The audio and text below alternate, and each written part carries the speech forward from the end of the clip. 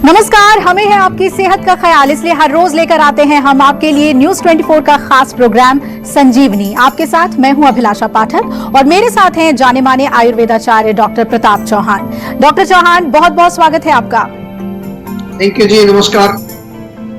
ज्यादा काम, ज्यादा तनाव, ज्यादा ट्रैवलिंग और ज्यादा गैजेट्स का इस्तेमाल नसों को करेगा कमजोर।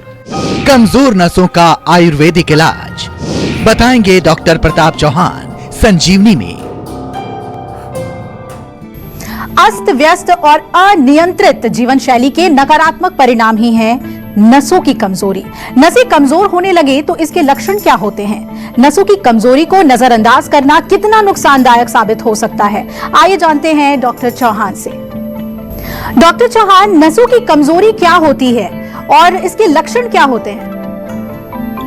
देखिए, वैसे तो ये जो शब्द है नसों की कमजोरी, ये बड़ा एक कॉमन सा एक शब्द है, टर्म है, बहुत लोग प्रयोग करते हैं, लेकिन मैंने देखा है कि काफी लोगों को मालूम नहीं होता कि नस क्या होती है, इसलिए थोड़ा भ्रमित करने वाला भी सेंटेंस है ये।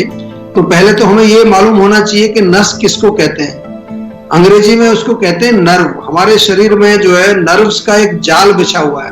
हमारा ब्रेन, फिर उससे जो स्पाइनल कॉर्ड, रीढ़ की हड्डी में जो निकलती है, और पूरे शरीर के एक एक हिस्से में जो है छोटी छोटी जो है नसें, जिसको नर्व्स बोलते हैं, वो फैली हुई हैं। आयुर्वेद में इसको हम वात नाड़ी बोलते हैं। और ये जो है हर प्रकार की जो वेदनाएं होती हैं, नर्व इंपल्सेस होती हैं, इनको हमारे शरीर के हिस्से से स्पाइनल कॉर्ड तक, ब्रेन तक पहुंचाते हैं, जिसको हम सेंट्रल नर्वस सिस्टम बोलते हैं। तो नर्व्स का ये जो जाल है पूरे शरीर में, इनमें यदि कमजोरी आएगी तो क्या लक्षण आपको दिखाई देंगे?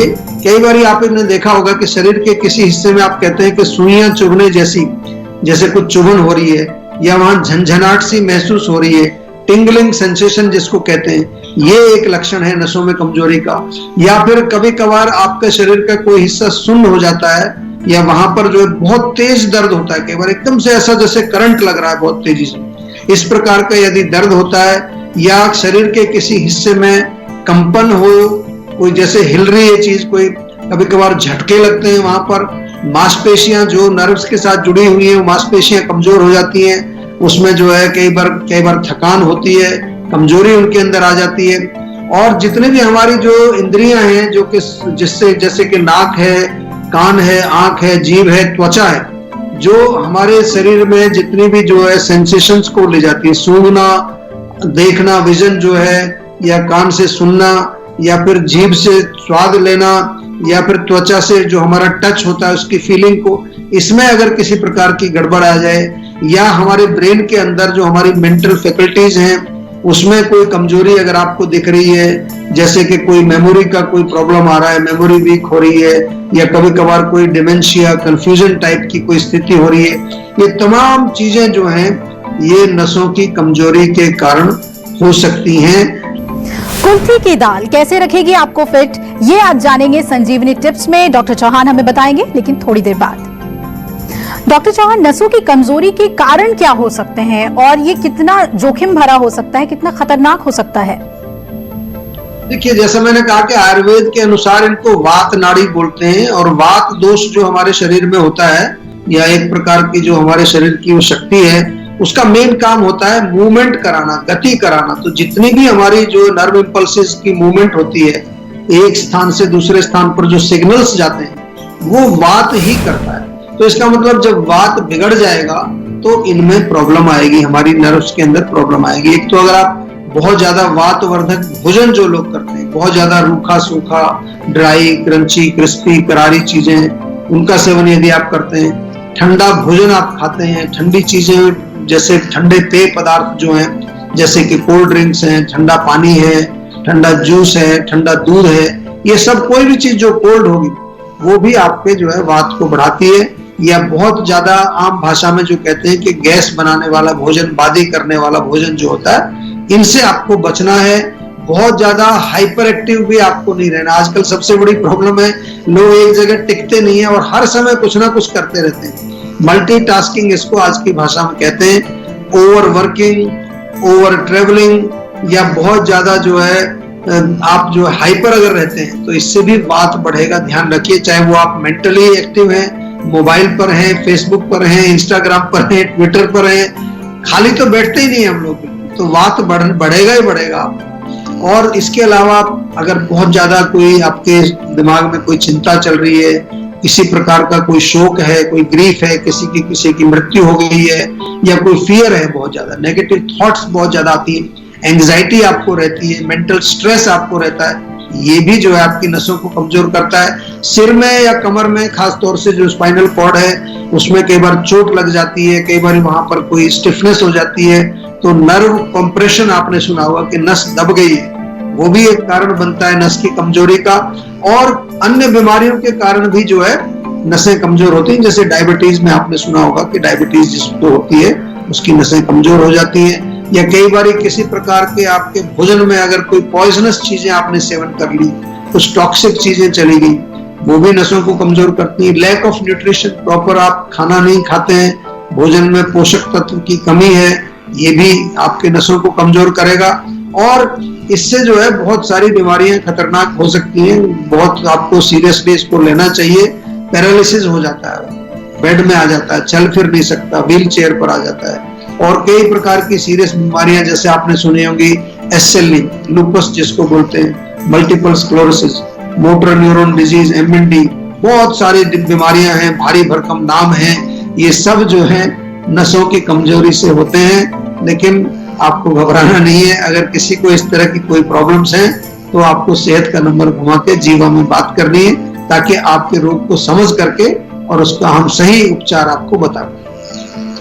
और आइए अब कॉलर्स को शामिल कर लेते हैं। हमारे साथ आदित्य जुड़ रहे हैं ग्वालियर से। आदित्य जी, स्वागत है आपका संजीवनी में, पूछिए अपना सवाल। सर, मुझे अपनी वाइफ के बारे में पूछना था। जी पूछिए। जी, उनकी ना सर हेयर फॉल की प्रॉब्लम है, और वो थोड़े बालों में खिंचाव रहता है, जिससे वो सर में दर्द बता रहे हैं। अच्छा देखिए, हेयर फॉल के तो खैर बहुत सारे हम नुस्खे बताते रहते हैं, लेकिन जो आप कह रहे हैं खिंचाव रहता है, ये खिंचाव रहना और सिर में दर्द होना, ये थोड़ा सा संकेत यहाँ पर है कि कहीं ना कहीं दो चीजें हो सकती हैं। एक तो पित्त का वहां प्रकोप हो, बहुत ज्यादा गर्मी कई बार पेट में जब होती है, एसिडिटी जिसको बोलते हैं, तो वो जाकर के आपके सिर में चढ़ती है, उससे कई बार लोगों को उल्टी भी आ जाती है, दर्द भी होता है।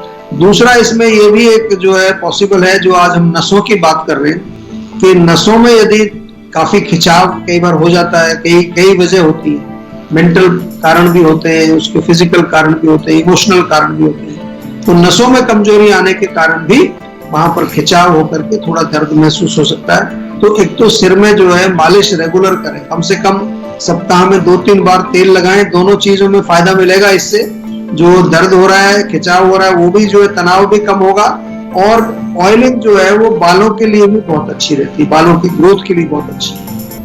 कुल्फी की दाल कैसे रखेगी आपको फिट, ये आज जानेंगे संजीवनी टिप्स में। डॉक्टर चौहान हमें बताएंगे, लेकिन थोड़ी देर बाद।